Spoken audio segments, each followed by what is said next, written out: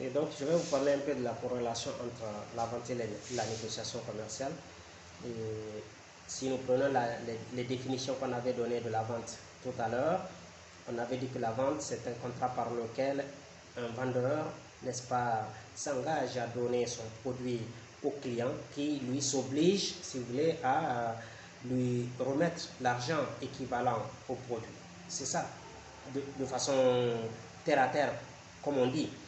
Alors la vente s'inscrit dans une optique de résolution du problème de l'acheteur.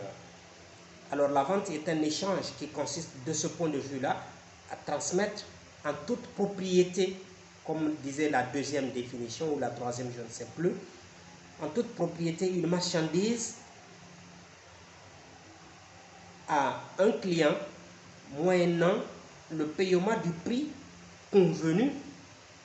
Et de ce point de vue-là, eh bien, la négociation est le moyen par lequel alors le vendeur exerce une certaine influence, c'est-à-dire il pousse, il amène le client à accepter, à adhérer à la vente. Une certaine influence sur le prospect en vue de le persuader à l'achat de son bien et de son service.